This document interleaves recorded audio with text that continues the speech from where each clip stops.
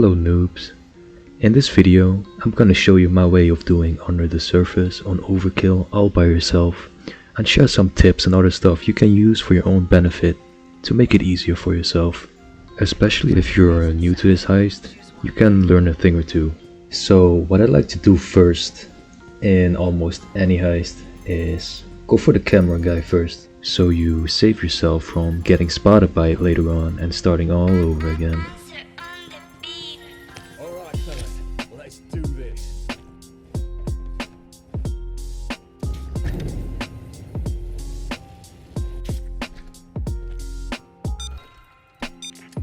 What I did there was keeping my rush up, which you can see in the bottom of the screen, so you can have enough speed to lock back through the cameras before it spots you and get to the next area ahead of you. As you can see, I also have an extreme addiction of opening every window or door I can see. You wanna have that same sick mindset. Then what I do is go through all 4 vents on the roof to drop in the rooms and disable the lasers.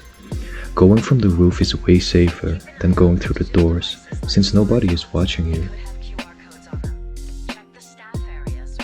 You don't have to do it at the same pace I do, even though it's not that fast. Just take your time and get comfortable with it. After that, you can up your jumping skills if you like to. What was that noise?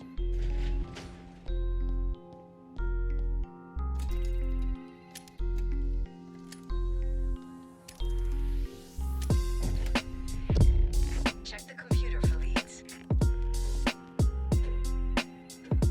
This is the only phone you need to search, and it will always be in the manager's office. This phone allows you to open up a door on the ground floor. All the other phones on this floor are not needed for scanning if you go through the vents from the roof, which makes the roof approach a win-win for everyone. It's safer and it wins you time.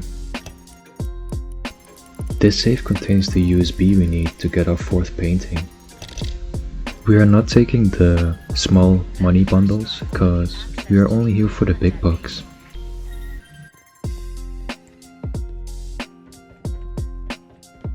At this point, I'm getting really addicted to Rush, since I can't pick a single lock without it.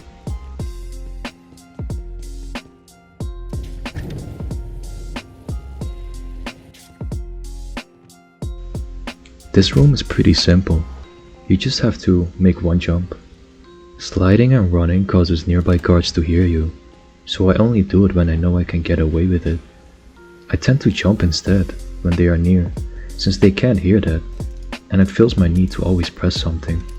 Sliding is also used to get away from guards quicker, by passing from cover to cover in a small time, just to escape from them. But you better only use that when you are out of options.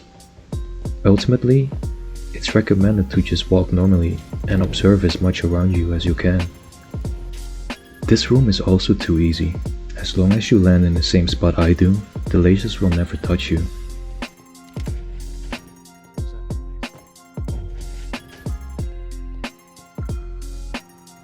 I used the plant right there to break line of sight, but in reality, I almost shat my pants. Now for the last room on this floor. If you made it this far, good job, but it's not over yet. The lasers in this room also stays the same every time on Overkill. At this point, the lasers on this floor are disabled, but we still need to get rid of the security bars. You do that by activating the panel on that floor. The panels are always on the walls, facing the ugly tree in the middle. Just keep an eye out for a black box on the wall. As you can see, I still have an obsession of opening everything, so I go downstairs first, but that's alright, it's gonna save us work later. In fact, it's good to show you guys about this vent. This vent alone killed my game a lot of times, and I had to learn the hard way. If you watched closely, you can see me vaulting and then getting boosted forward out of nowhere. If the other side of the vent wasn't closed, I would have been in the open on the other side. And there are 2 spots where guards always watch that position. Just because of that, I would place one of my cameras here, so I can know when it's safe to get cannon to the other side. I do hope they will fix this soon, as I'm pretty sure this ruins a lot of games for other people.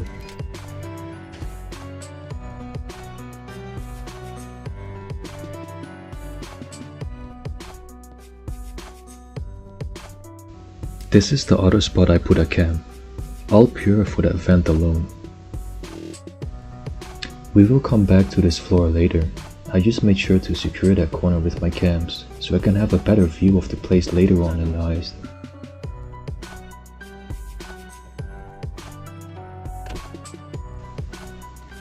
Don't be as stupid as I am here. Just go downstairs and back up if needed. A little bit of patience can change your whole game. Good things come to those who wait. You know that already. And in Payday, good things come to those who wait just a little bit more.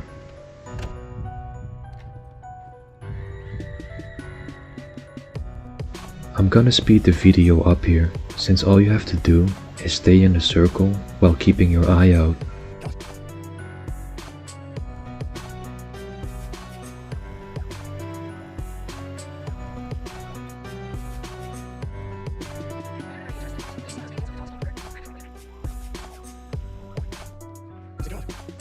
I almost got caught there.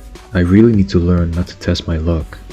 What I like to do here as well is just stand sometimes and take a look around just to observe as much as I can to be aware of my surroundings. Right here I decided to clean up the map a bit more by taking a civvy inside one of the art rooms. I almost got spotted by that second civvy, but that's alright, I will talk to him later.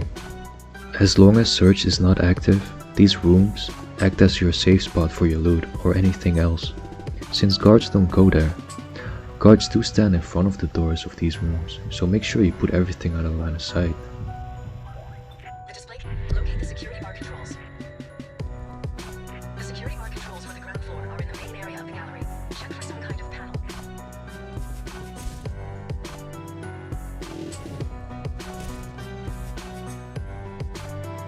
Now we need some of the remaining phones to open up the last doors on the ground floor.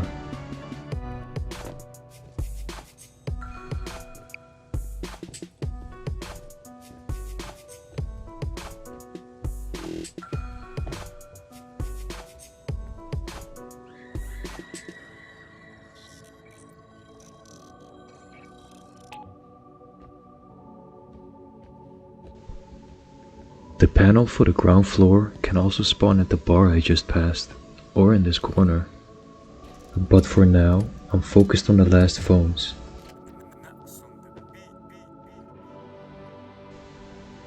There will always be a phone at the bar, one in one of these closets in this room, and next to this room, there will always be a phone in one of the two bathrooms. Now that I have finished my search for the phones on the outside, I come back to the place where my cameras come into play again. It's like I have thought of this master plan a long time ago.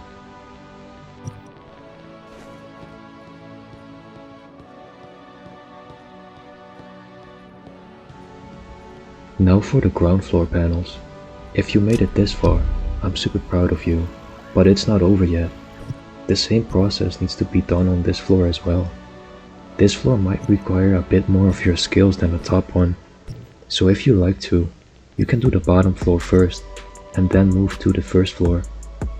But in my opinion, a good player needs to be able to handle both floors just as easy. I like most parts of Brooklyn, but places like these, fucking breathe. It is also good to know that the lead guard will only stay on the ground floor, and is the only guard that will stand right in front of a vent to check if there's mold on it. So keep that in mind as well. You don't want to be surprised by him, or you might run into a restart again. Thought I heard something. I threw a knife behind that guard, since I don't have a lot of patience right now. Just make sure you don't put on the unbreakable knife skill, as they can activate a search by seeing the knife sticking in the wall. You then have two diversions you can use through any heist. I find it very effective, especially if you are in a tight spot and you're about to get sandwiched. You can create a small time window to escape or make your way out. Ideal for those sweaty heisters out there. The breakable knives might save you one day, and they're a lot better than grenades in stealth, so why not pick them up? Anyways, that was the last room with lasers. If you made it this far, I'm super proud of you. But we're not done yet. All you have to do now is get the last security bars down, and you can start looting the entire art gallery.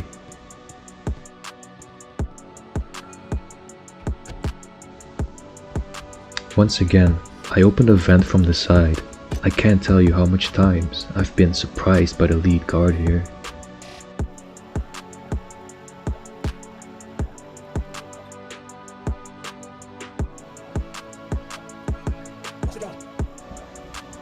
Right here I noticed that the bar would be the safest place to go, since the other positions are more towards the middle where everything comes together.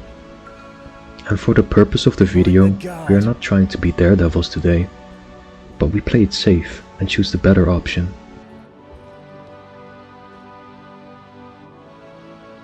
Who's messing around? If you have the skill where you can hack their radios, as you see me doing sometimes, you can make the guards completely unaware of their surroundings for a short time.